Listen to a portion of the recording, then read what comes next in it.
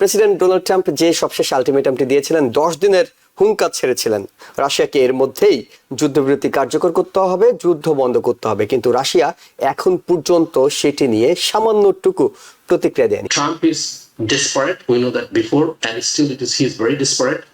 But Trump somehow পুতিনকে offend করতে চায় না। ভ্লাদিমির পুতিন তিনি প্রেসিডেন্ট ডোনাল্ড ট্রাম্প এবং ভ্লাদিমির জেলেনস্কির সঙ্গে ব্যক্তিগতভাবে আলাদাভাবে হোক কিংবা একসাথে হোক বৈঠক করার আগ্রহ দেখিয়েছেন। রাশিয়ান সাইড থেকে আমরা চিন্তা করি, তারাও মনে করছে যে এটা আসলে NATO expanding in our doorstep, our neighbourhood. যেহেতু Trump is very willing to give up anything and everything, Putin will take every advantage as much as possible to win this negotiation. President Donald Trump যে সবশেষ আলটিমেটামটি দিয়েছিলেন 10 দিনের হুঙ্কার ছেড়েছিলেন রাশিয়াকে এর মধ্যেই যুদ্ধবিরতি কার্যকর করতে হবে, যুদ্ধ বন্ধ করতে হবে, কিন্তু রাশিয়া এখন পর্যন্ত সেটি নিয়ে সামান্যটুকু প্রতিক্রিয়া দেয়নি। অর্থাৎ তারা তাদের কাজটি চালিয়ে যাচ্ছে। ইউক্রেনের ড্রোন হামলা, ইউক্রেনের বোমা হামলা সেটি তারা অব্যাহত রেখেছে। এই পরিস্থিতিতে প্রফেসর ডক্টর গোলাম এম মাতবর আপনার কাছে জানতে চাই, আর মাত্র 2 দিন বলা হচ্ছে সামনের সপ্তাহে হয়তো বৈঠক হতে পারে কিংবা অন্য বিষয়গুলো আলোচনার অগ্রগতি আসতে পারে। তার মানে এই 2 দিনের শুরুতে যে বিষয়টি জানতে চাই, 10 দিনের যে আলটিমেটাম দিলেন প্রেসিডেন্ট ট্রাম্প সেটি কি ব্যর্থ হয়ে গেল? ধন্যবাদ হাসান জুয়েল, শুভেচ্ছা শেখ আল মামুন এবং দর্শক শ্রোতা সবাইকে শুভেচ্ছা জানাচ্ছি। আসলে দেখুন, এটা হচ্ছে আমরা জানি এই যুদ্ধটা অনেক দিন ধরে চলছে এবং এই চলার মধ্যেই কিন্তু বিভিন্ন সময় বিভিন্ন উদ্যোগ নেওয়া হয়েছে যাতে করে এটা এন্ড করা যায়। এখানে ভেরিয়াস পার্টিজ ইনভলভ। এখানে সবচেয়ে আমি বলবো যে যুক্তরাষ্ট্রের পূর্বেও যেটা আরো বেশি গুরুত্বপূর্ণ সেটা হচ্ছে ইউরোপিয়ান ইউনিয়ন, মিনস ইউরোপিয়ান ইউনিয়নের বিভিন্ন কান্ট্রিজ গুলো। কারণ এটা ইউক্রেনে এখানে যদি ইনভেশনটা যদি সাকসেসফুল হয়, it is a threat to also other smaller countries, যেটা আমরা জানি যে তাদের সীমান্ত গ্যাসে যেগুলো আছেন, বিশেষ করে পোল্যান্ড, ফিনল্যান্ড, এই কান্ট্রিগুলোর জন্য। এবং এটা greater threat to also bigger countries in western Europe. তো এখানে এই কান্ট্রিগুলো ইনভলভ। অন্যদিকে আপনি যদি বিশেষ করে রাশিয়ান সাইড থেকে আমরা চিন্তা করি, তারাও মনে করছে যে এটা আসলে NATO expanding in our doorstep, our neighbourhood. এগুলো আমরা বিভিন্ন সময় বলছি। সো এগুলো কিন্তু আমাদেরকে ফ্যাক্টর আনতে হবে। এখন পুতিন হচ্ছে এমন একজন লিডার, অটোক্রেটিক লিডার বা whatever like you want to also act him like a populist leader. এমন একজন লিডার, বিশেষ করে he falls under the category of autocracy, autocratic leadership.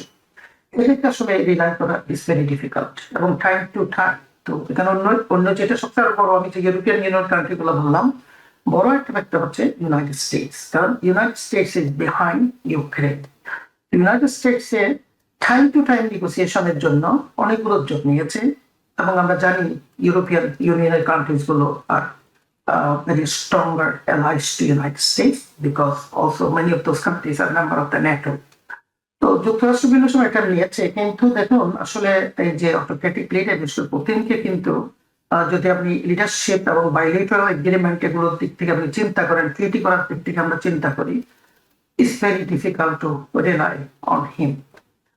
On the contrary, যুক্তরাষ্ট্র এখন এমন একটা দেশ যাকে আলটিমেটাম দিচ্ছে, যার হচ্ছে নিউক্লিয়ার পাওয়ার বলেন, ইকোনমি বলেন, সব দিক দিয়ে কিন্তু বিশেষ করে যে নিউক্লিয়ার ওয়ারহেডের দিক দিয়ে একাধিক ইউনাইটেড স্টেটস।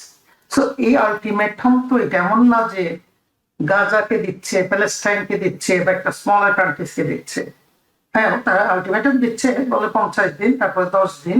তো এখন আমরা জানি যে এর ভিতরে বিভিন্ন ধরনের ফোনালাপ হয়েছে, and it's not going anywhere। শেষ পর্যন্ত স্টিভ উইটকফ যে হচ্ছে এনভয়, তাকে পাঠিয়েছেন 2 দিন আগে, এবং সেটা বারবার বলা হচ্ছে যে এখানে দেয়ার প্রোগ্রেস, এবং প্রেসিডেন্ট ট্রাম্প নিজেই বলছেন সাম প্রোগ্রেস হ্যাজ বিন মেড। মানে এইটি তিনি বুঝেই পাঠিয়েছেন যে এই 10 দিনের আলটিমেটাম কাজ হচ্ছে না, অর্থাৎ আগামী 8ই আগস্টের মধ্যে যেটি শেষ হওয়ার কথা সেটির কাজ হচ্ছে না বলে তিনি দূত পাঠিয়েছেন এবং পরবর্তী আলোচনাটি অব্যাহত থাকবে। একেবারে হতাশ হওয়ার কিছু নেই, আলোচনা অব্যাহত থাকবে, হয়তো এবার হচ্ছে না। শেখ আল মামুন, আপনার কাছে যেটি জানতে চাই সেটি হলো, যখন আমেরিকার বিশেষ দূত পুতিনের সাথে বৈঠক করেছেন, বৈঠক শেষে প্রেসিডেন্ট ডোনাল্ড ট্রাম্প বলছেন ভেরি গুড প্রোগ্রেস। অন্যদিকে রাশিয়ার পক্ষ থেকে বলা হচ্ছে কনস্ট্রাকটিভ আলোচনা হয়েছে, সেখানে কিছু সিগন্যালস তারা বিনিময় করেছেন। এবং একটা পর্যায়ে জানা যাচ্ছে যে ভ্লাদিমির পুতিন তিনি প্রেসিডেন্ট ডোনাল্ড ট্রাম্প এবং ভ্লাদিমির জেলেনস্কির সঙ্গে ব্যক্তিগতভাবে আলাদাভাবে হোক কিংবা একসাথে হোক বৈঠক করার আগ্রহ দেখিয়েছেন বিভিন্ন সূত্র থেকে, সেই খবরও পাওয়া যাচ্ছে। আমি আপনার কাছে জানতে চাই যে এই বিশেষ দূত তো পুতিনের সঙ্গে এর আগে অনেকবার দেখা করেছেন, সাক্ষাৎ করেছেন, সেই সিগন্যালসগুলো বিনিময় করেছেন। এবার কোন জায়গাটাকে ভেরি গুড প্রোগ্রেস বলে আপনার কাছে মনে হচ্ছে?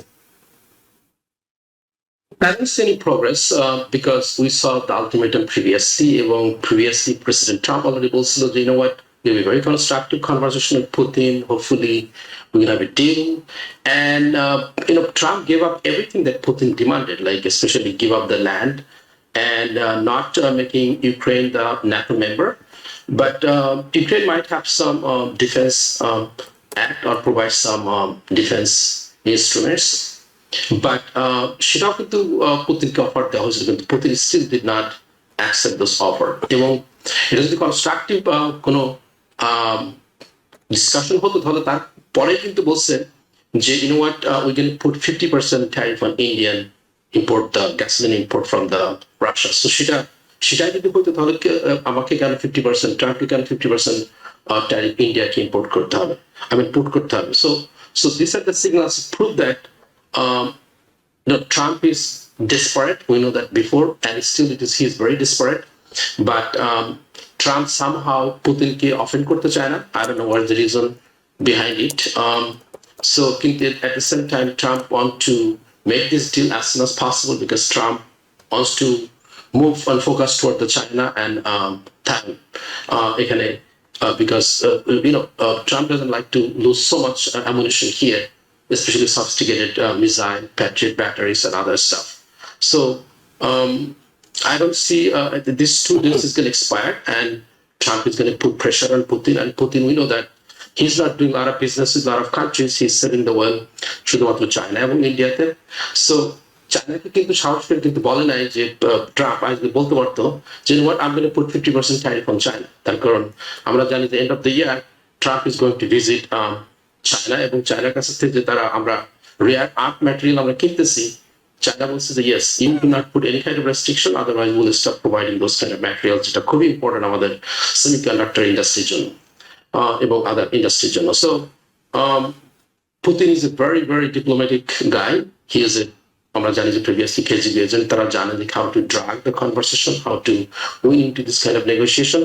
সো সেটাই পুতিন লাস্ট দিন পর্যন্ত ট্রাই করবে।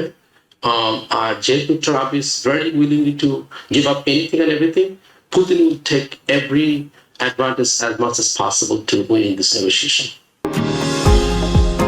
নিউ ইয়র্ক থেকে সম্প্রচারিত TVN 24 টেলিভিশন বিশ্বজুড়ে বাঙালির কণ্ঠস্বর।